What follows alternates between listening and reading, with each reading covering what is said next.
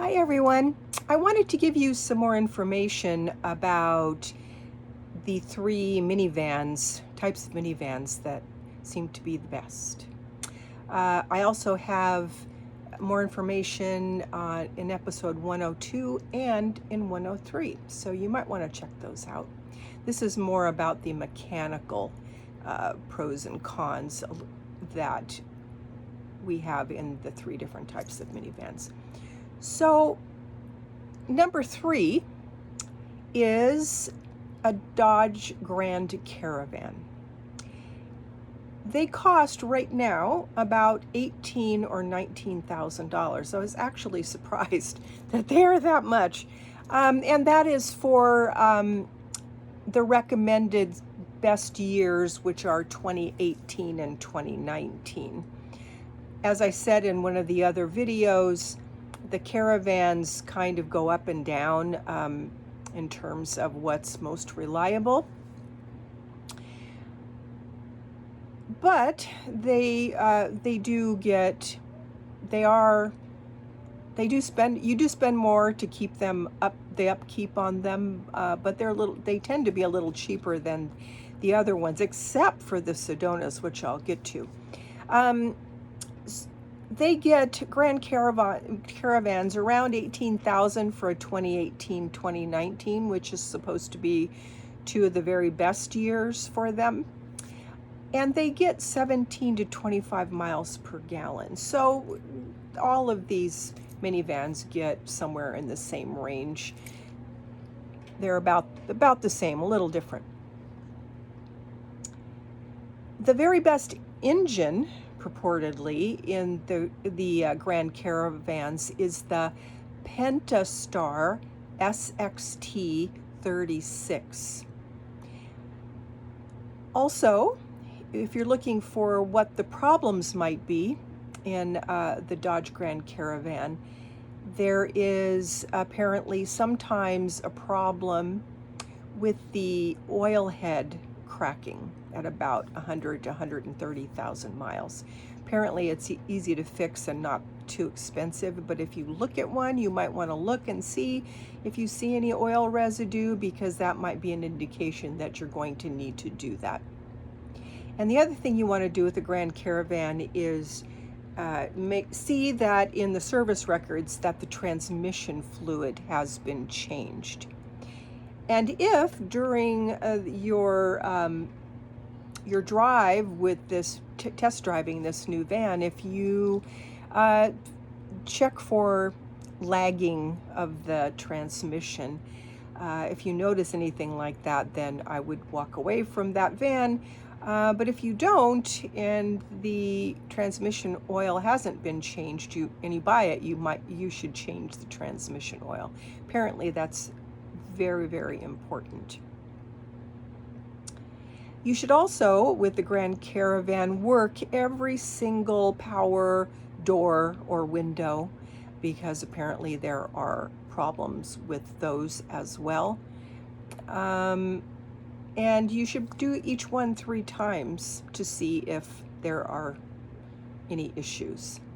Also, one of the big things about the Caravans is that the second and third row seats all fold into the floor, which I think that's the only minivan that has that capability.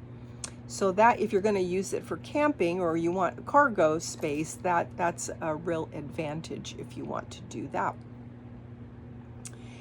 And as I said, the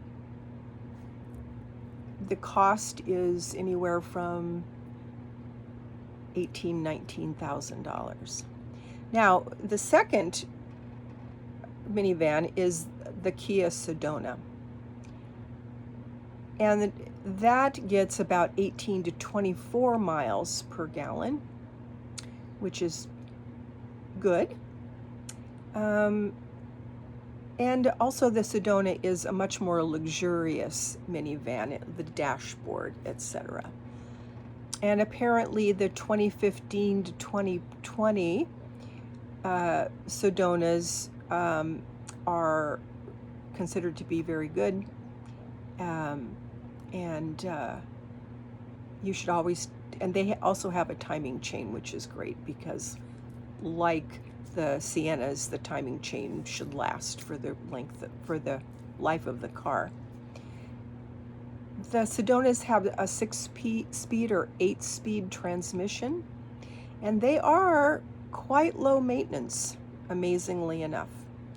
And they don't cost as much, maybe $6,000 to $15,000, $6,000 being 2015 and $15,000 for a 2020, because I think in the past Kias were not known for being super reliable, but in the case of the Sedona, they are apparently. So you might want to look at that. Number one is a Toyota Sienna. Depending upon the year that you choose, and where I'm talking about the lower model, the base models like a CE or LE, for 2016 to 2020, you'd be paying anywhere from $10,000 to $27,000 for a Toyota Sienna. You can get older ones and they're much less expensive, but if you want something newer, that seems to be a good place to go. And 2015, 2016 seems to be a sweet spot for less maintenance problems. And then after in 2021, Toyota goes exclusively to hybrids for the Sienna, which is great on gas mileage. I think they get at least 36 miles to the gallon. But you know, when you buy a newer car like that, I know because we bought a Honda hybrid years ago, and it was the original, the first year that it came out, and it ended up having all the problems. And they're just more expensive, and they have a lot more gadgets in them. The Siennas do have a V6 engine from 2007 to 2020, and that was the most reliable engine that Toyota ever made. So highly recommended, and we'll have to see if it was a mistake for them to go to that hybrid engine. I think probably it is, because I think hybrids are becoming less and less desirable because of the cost of replacing the hybrid batteries. Although Toyotas have a great track record for going a long time without needing to change that battery. So hopefully it's the same in the Siennas. Now the Siennas can go for 300, 400,000 miles if well taken care of. And sometimes if you're really on it, you can get them to reach over 500,000 miles. So that's a big plus. As I said, they went to hybrids in 2021. With the Siennas, again, we have this problem with the power doors. And so you want to open and close every power door, most especially the passenger side sliding door. That's the one that goes out the most.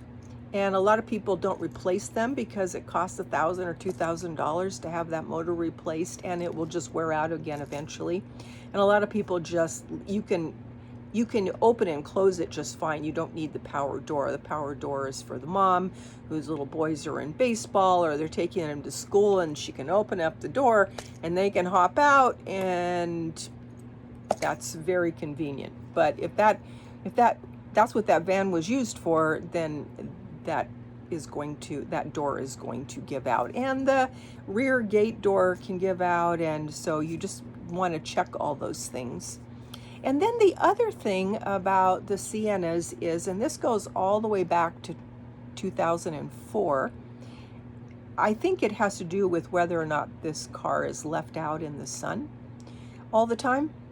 But there's a couple of things that can happen, which is cracking of the dashboard. And that can be ugly, of course. And then the other thing is that people report is melting of the plastic, the vinyl, also.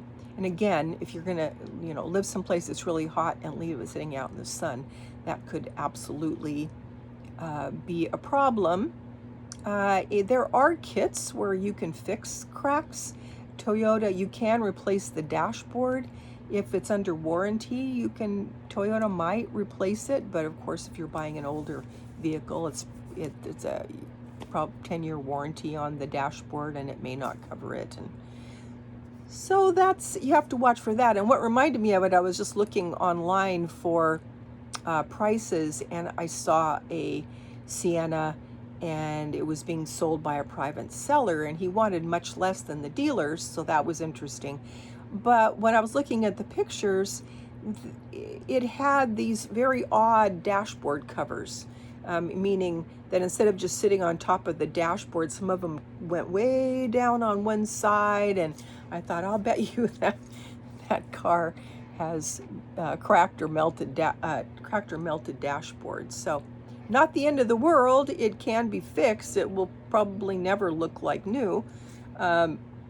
And it can be replaced, but it's probably pretty expensive. So things to think about. Toyota Siennas are my favorite.